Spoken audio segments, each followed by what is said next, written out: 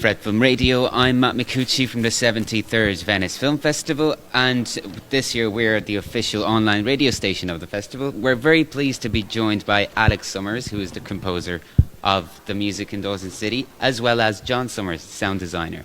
So thanks very much for joining us. Thank you. Thank you.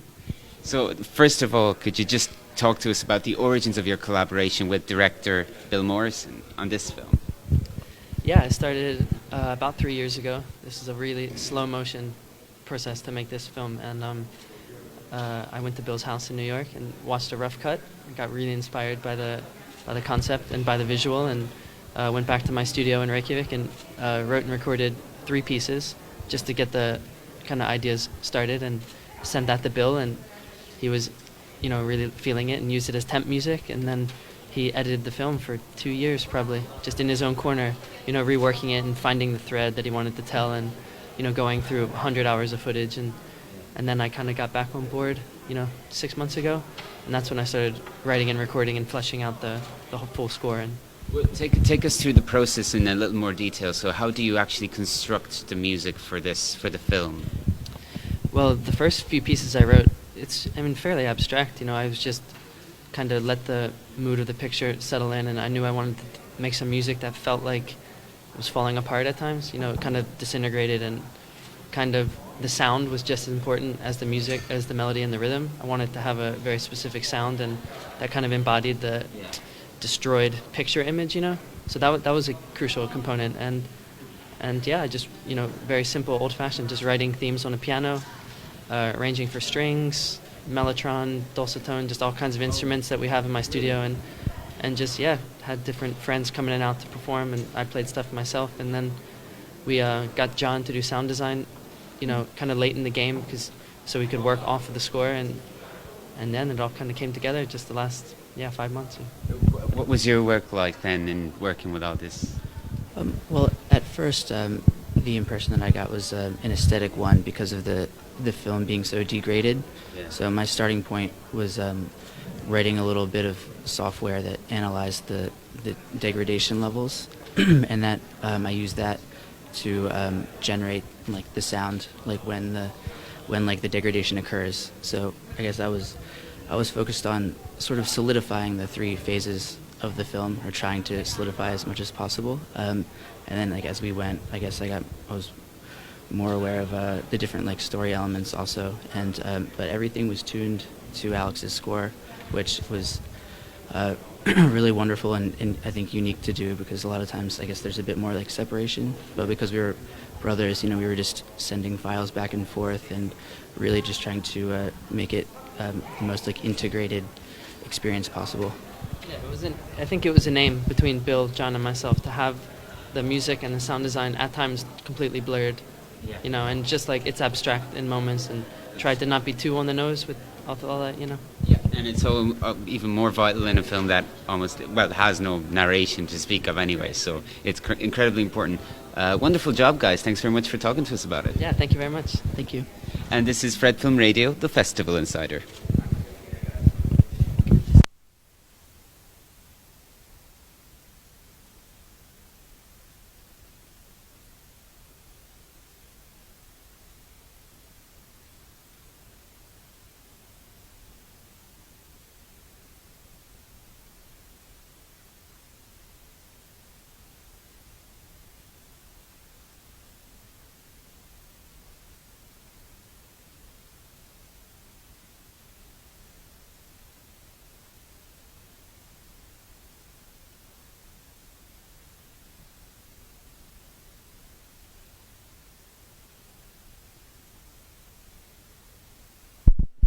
Watched the film last night. Incredible. Thank you. All right, good to go.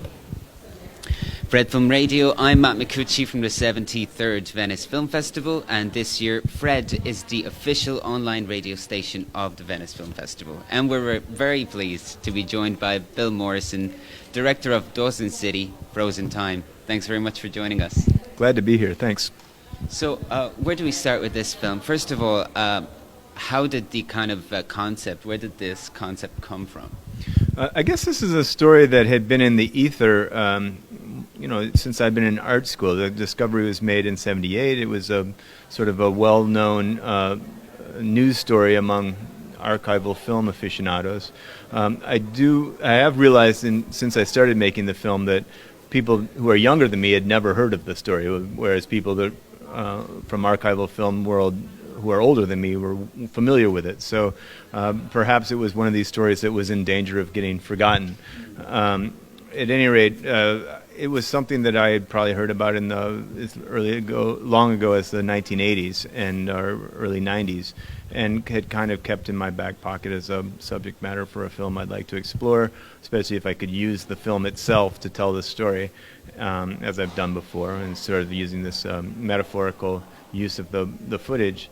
And a few summers ago, I was asked to present some of my work in Ottawa, and the presenter said, by the way, I work at the Library and Archives Canada, a gentleman named Paul Gordon, who does the digital scanning there. He said, if you want to work with anything in our collection, I could be your conduit. And that's very important to have when you're working with any archive, is somebody on the inside. And so I said, well, you have the Dawson City collection. He said, of course. And not only that, we're bringing in a new 4K scanner in January, and we'll have the capacity to scan everything from 35 millimeter nitrate to 4K. And so I said, well, this is a moment for me to finally make this Dawson City film. Well, in terms of actually telling the story of Dawson City, you during the film you use footage from narrative films, not only just photography of the time. So that's a creative process that's very fascinating. Would you like to tell us a little more about it? Yeah, I mean, it would make sense because the collection that was unearthed after being buried in the permafrost for 49 years included 134 newsreels and probably 200 and some narrative films. And so we scanned each of them for however they could tell the story. You know, we looked for plot points that were in the story that were then, we found within the footage, and started to cull those out and make bins for them and categories that would better tell the story with using both the narrative film and the newsreel footage.